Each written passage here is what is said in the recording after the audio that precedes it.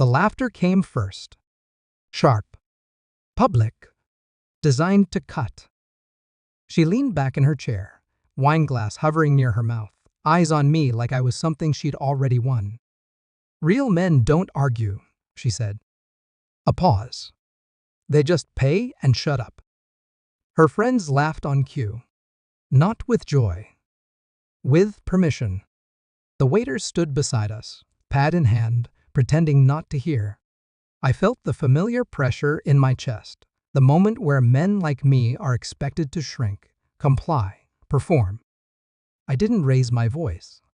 I didn't smile. Inside, something aligned. Quietly. Precisely. I looked at the table. Candlelight flickering over plates I hadn't chosen. Wine I hadn't ordered. A night she'd curated like a stage play where my role was already written. I heard my own voice before I felt it. "Thanks for the advice." She smirked. Confident. Certain. I waved the waiter closer. And everything began to fracture.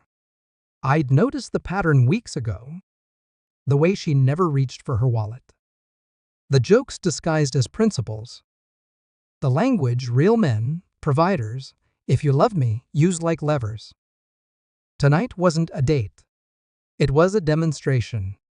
Her friends were there to witness it. To validate her narrative. To remind me where I ranked. I studied her face while she talked. The way her eyes slid past me when the bill came up. The ease of entitlement. The certainty that I would comply because I always had. I told myself not to overthink it.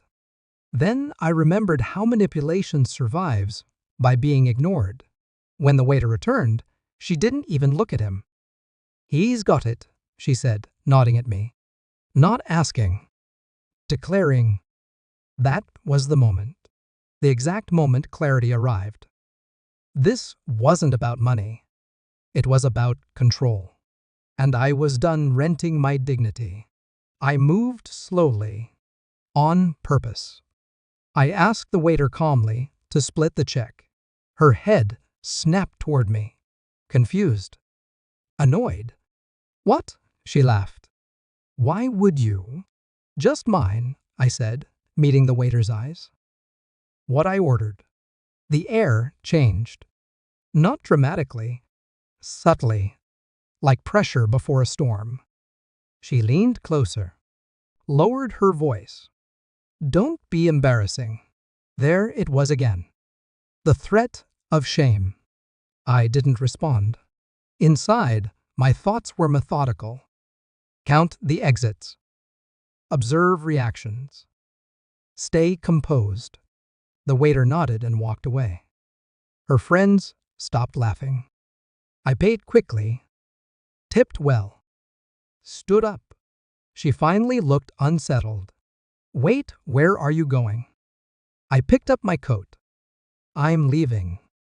She scoffed, but it cracked halfway through. "You're serious?" I looked at her. Really looked. This woman who confused generosity with obligation. Respect with silence. "I paid for myself," I said. "That's what I'm responsible for." Her smile vanished. Replaced by something raw. Exposed. "You can't just leave us with the bill." I paused. Turned back just enough. "You said real men don't argue." Then I walked away. I didn't need to see it, but I imagined it anyway. The waiter placing the bill on the table.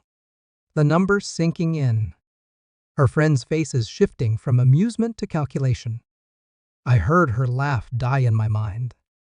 Heard the silence stretch. No rescue arrived. No wallet volunteered. That was the truth she'd never planned for her power, only existed as long as someone agreed to fund it. Outside, the night air felt clean. Cold. Honest. My phone buzzed once. Then again. I didn't look. Later, I did. Out of curiosity. Not hope. Messages layered with disbelief, then anger, then bargaining. "You embarrassed me." Everyone thinks you're cheap. This isn't what a man does. I read them like a report. No emotion, just data. She never asked why. Only why not me? That told me everything. I didn't block her immediately. I let the silence work first. Because silence is what happens when control fails. Days passed, then weeks. I heard through someone else that her friends stopped inviting her out. That she complained about men these days. That the story changed depending on the audience. I wasn't part of it anymore. That was the revenge. I don't replay the night often. I don't need to. What stays with me isn't her words, it's the moment I stood up. The moment I chose myself without explanation or apology. No shouting, no drama, just a quiet withdrawal of consent. Some debts aren't financial, and some payments are made by walking away. I left her with the bill, and I kept my dignity. That was the only thing worth paying for.